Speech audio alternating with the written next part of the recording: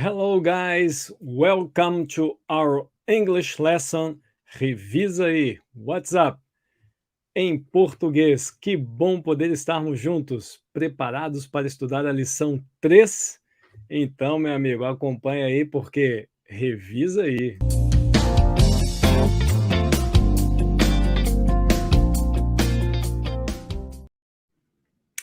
É muito bom poder estudar a lição com vocês.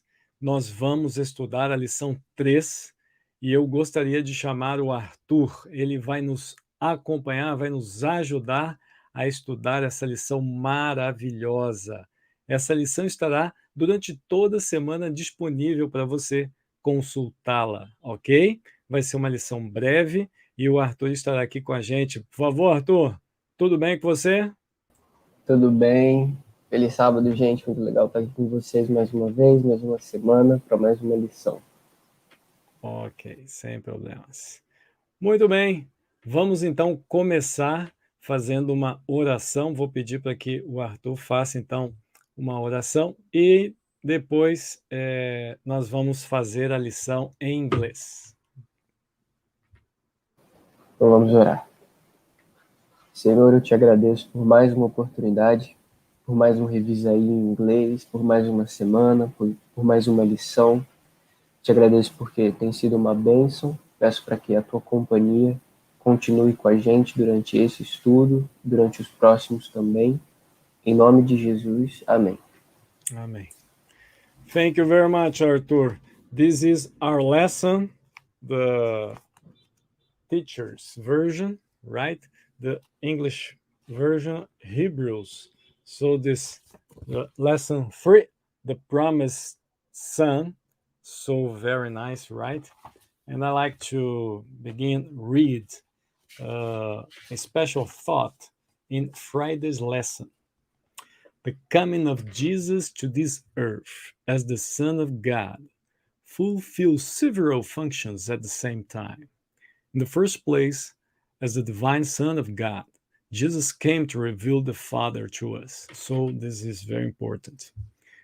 Through his action and words, Jesus showed us what the Father really is like and what we can trust and obey him, and why we can trust and obey him.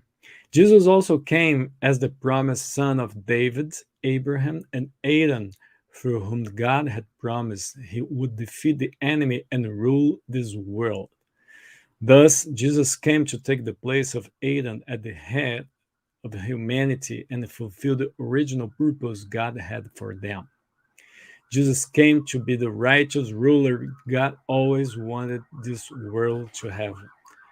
So this is the message of the Hebrews. Jesus came. So Jesus came. How Jesus came? This lesson is very important because Jesus came because Jesus promised to Adam and Eve, to Abraham and to King David about his son, about his descendants. So I like to present this lesson with share my display with you.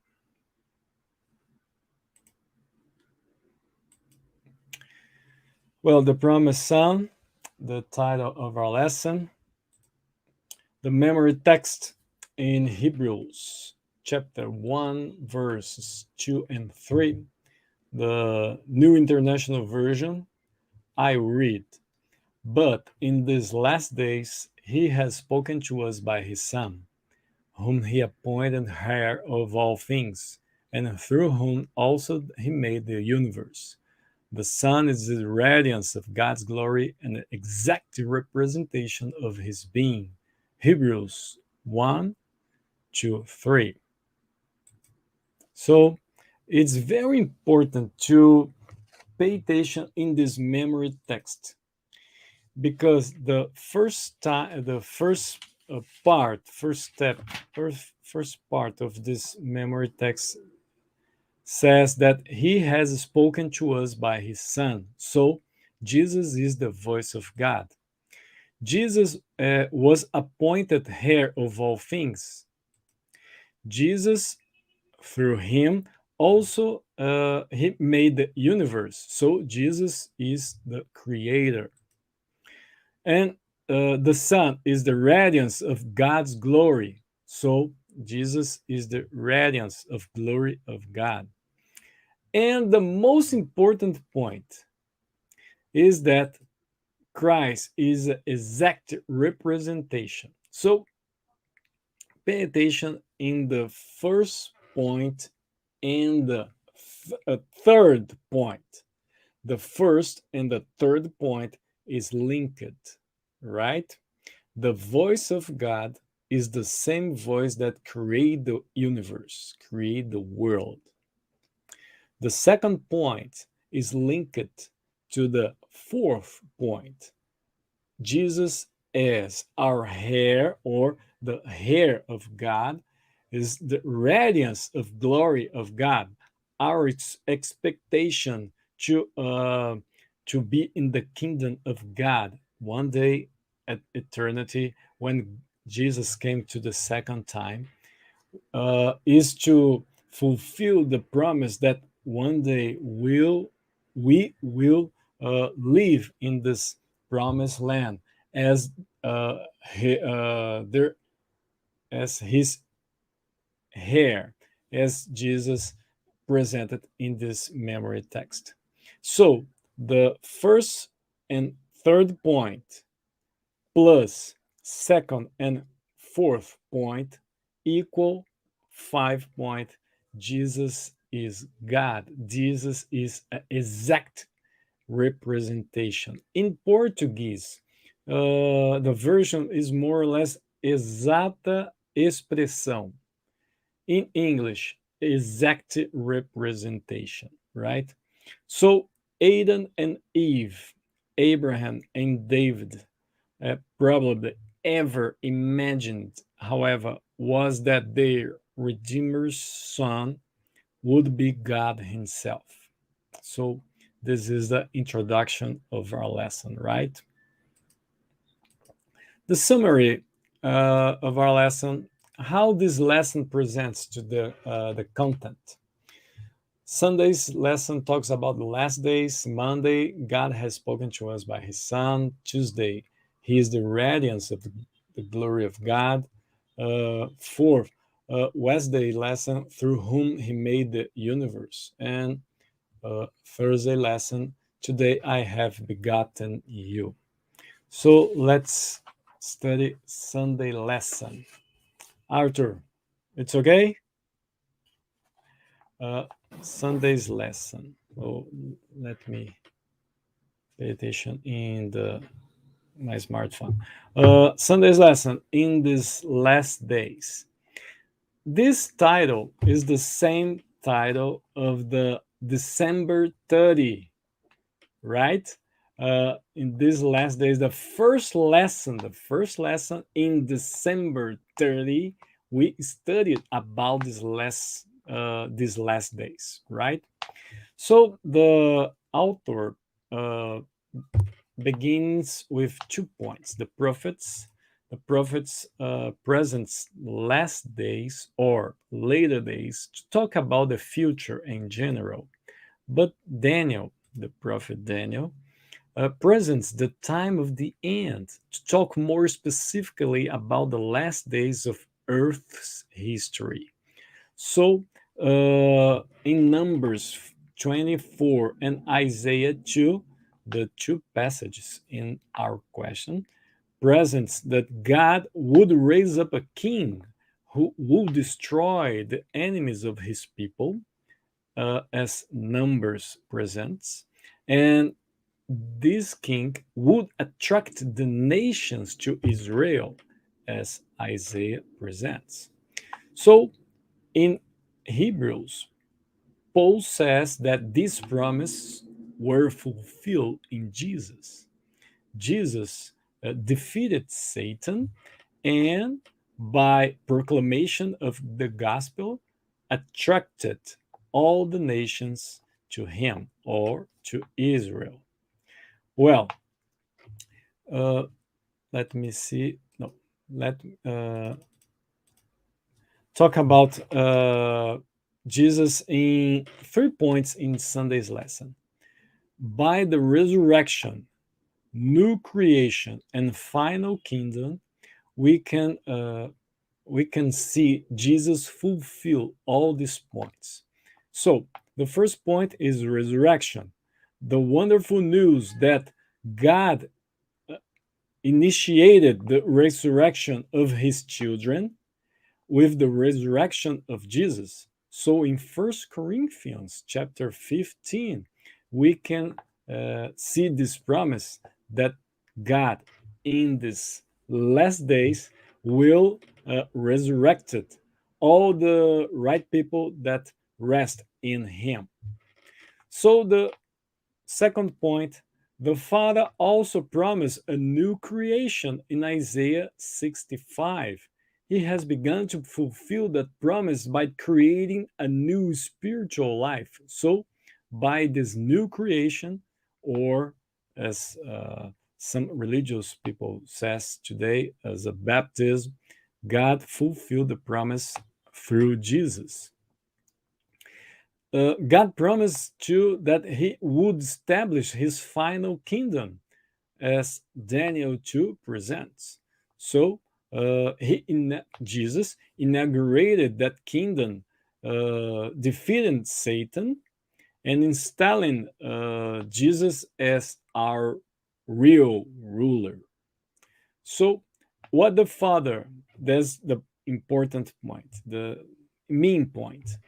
What the Father began to do at Jesus' first coming, he will bring to completion at his second coming. So, this is the Sunday's lesson, right? So nice.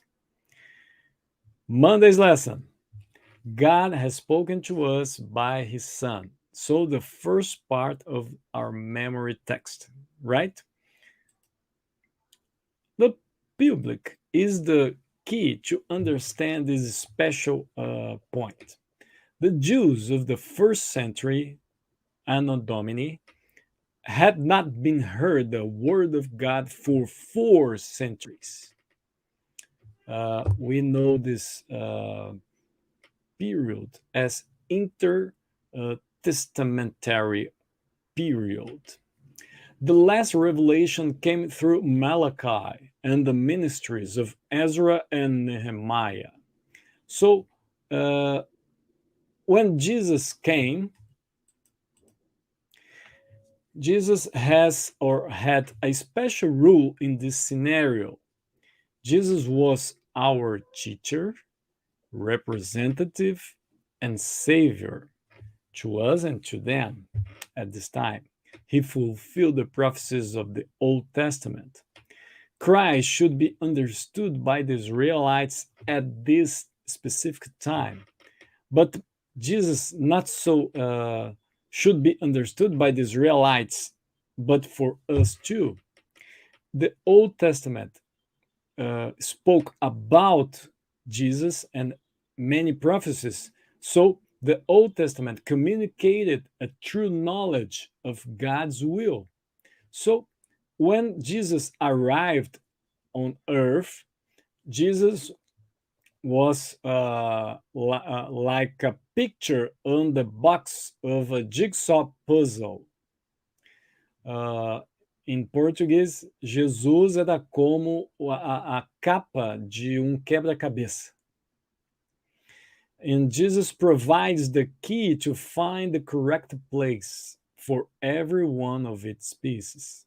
So Jesus brought so much light to the Old Testament. So Jesus fights for us and represents us. So Jesus is our representative or mediator.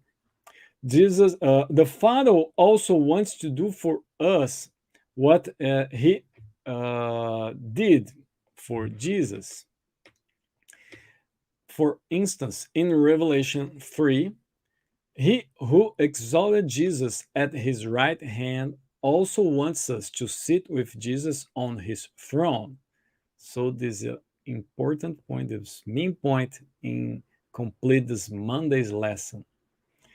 God's message to us in Jesus includes not only what Jesus said, but also what the Father did through him and to him, all for our temporal and eternal benefit. So the Monday's lesson is a hope message to us.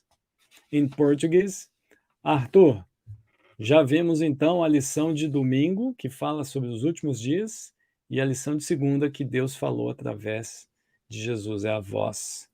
Are you ready to share Tuesday's lesson? Yes, I am. Tuesday's lesson is, we can start talking about Tuesday's lesson, mentioning what you just said about Jesus being on the Old Testament. So, in the Old Testament, we can see the glory of God being the reference to the glory of God are usually about his visible presence among the Israelites. It's usually portrayed as light, as radiance of light. And that would be the title of Tuesday's lesson. He is the radiance of the glory of God. And as we are image of God, Jesus was image of God too, but not exactly as us, because there's a part to Jesus that we do not have, because it's about him. It's exactly that. The radiance of the glory of God is not something we have. It's something Jesus has. It's something he shows us. It's something he presented to us when he was here. And that's not exactly something we have, even though we have so much in common to him. In Hebrews 1:3, which is part of our memory text, it says, "And he is the radiance of his glory and the exact representation of his nature." That means that through Jesus, we may know God, because he is that representation. He is the radiance of the glory of God. So as we were talking about the glory in the Old Testament being represented as light, or being presented to the people as light, when we go to the New Testament, we see Jesus describing himself as the light. He says that he is the light of the world. We see different authors in New Testament talking about this as well. And in the episode of the Transfiguration, for example, we can see in Matthew 17:2, it says, "His face shone like the sun, and his clothes became as white as the light." So Jesus, the radiance of the glory itself, the light, all that is really mixed up in a very interesting way. And the lesson's author points something out that it's a very interesting thought. It says, "Because God's glory is light itself, there is no difference in actual being and character between God and Jesus, just as there is no difference between light and its radiance." So understanding that Jesus carries the essence of God is so important, because Jesus came to this earth and lived among us. The glory of God was once again with us, not as a light or as a cloud in the temple as we see, or in the sanctuary, in the tabernacle as we see in the Old Testament, but Jesus himself, as the glory of God, as the radiance of his glory, came to this earth and walked among us. And that is why through Jesus, through him, we can know God our Father, and have this experience with his glory. Maybe not as light and cloud or smoke in the temple, in the sanctuary, but through Jesus, because he is the perfect representation of God and of his glory. And Just a little minute. Arthur, I have a problem.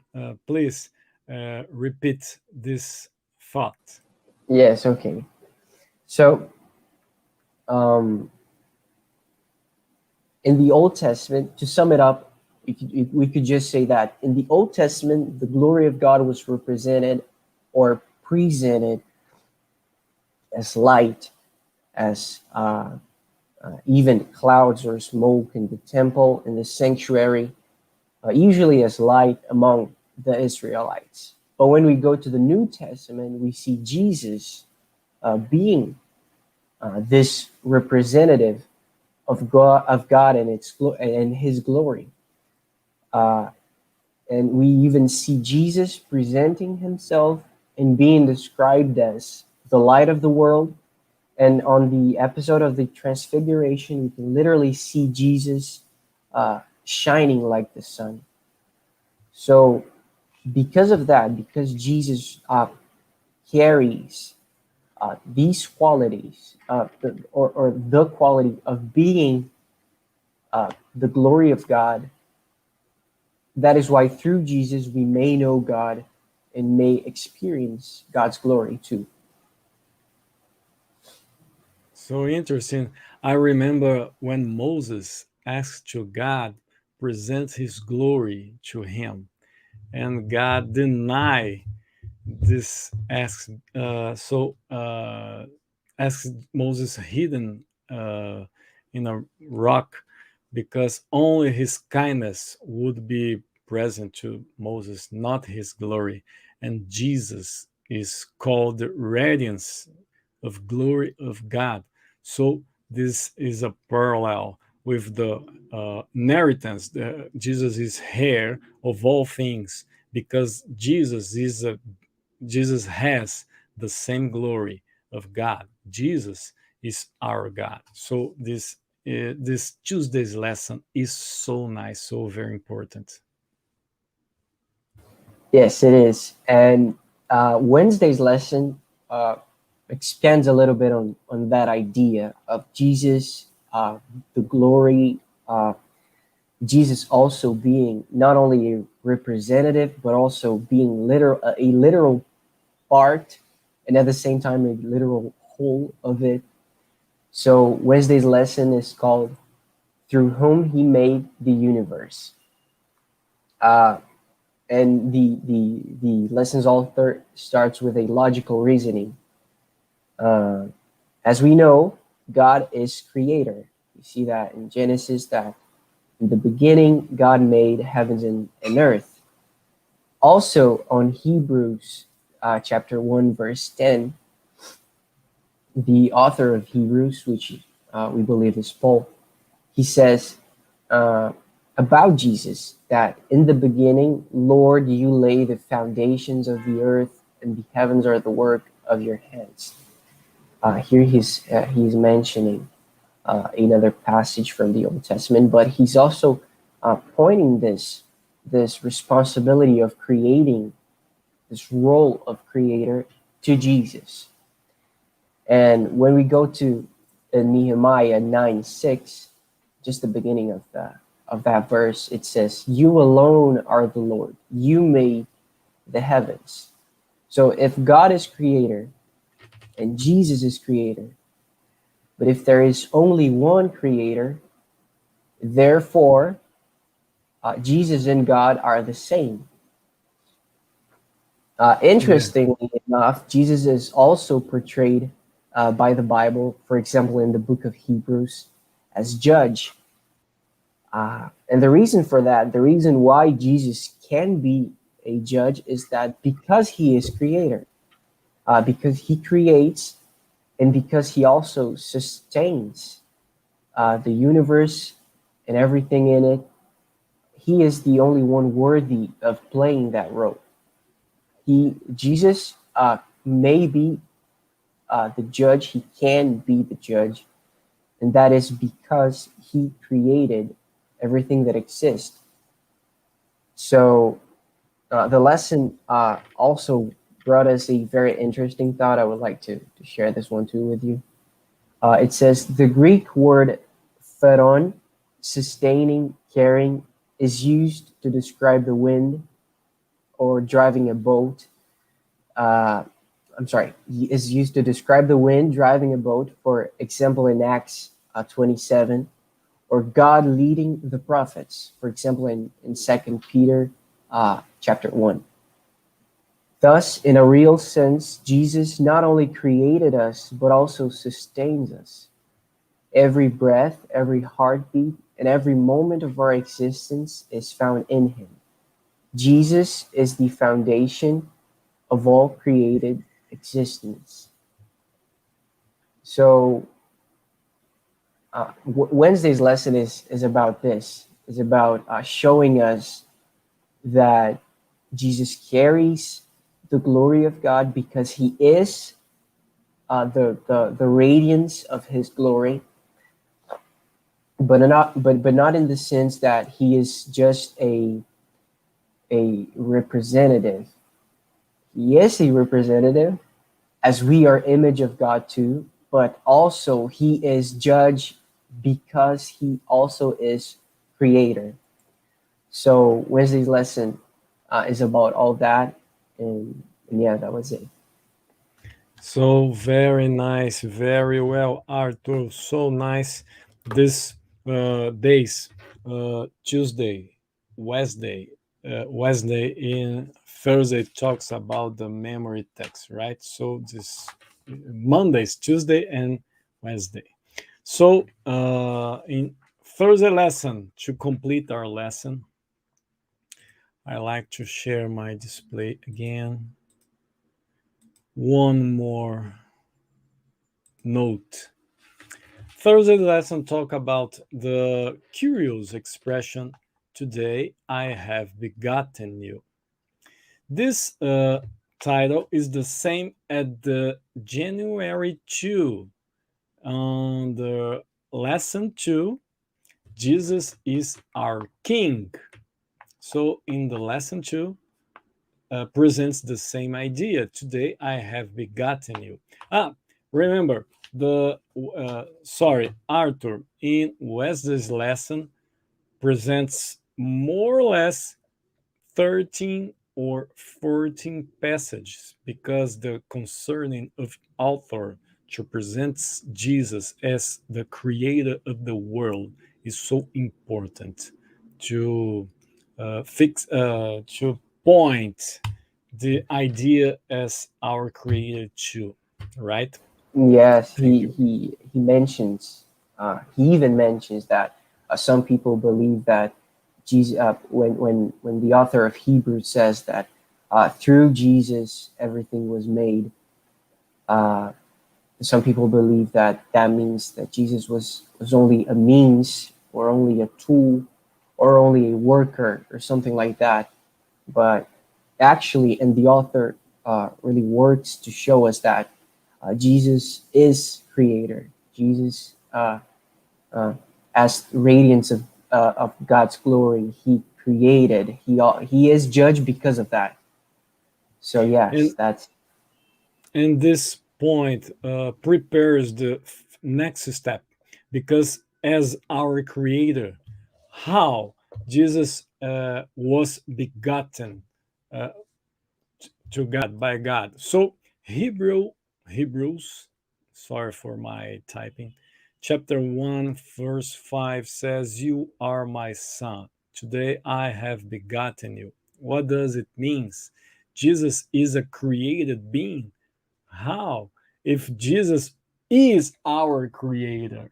So this is important to understand before this lesson. So the concept of the divine adoption of the ruler was common in the Greco-Roman world in the East. It gave the ruler legitimacy and power over the land. In Psalm 2, uh, God says the same idea, I have begotten you. So this concept is not a concept of biology, but a status concept.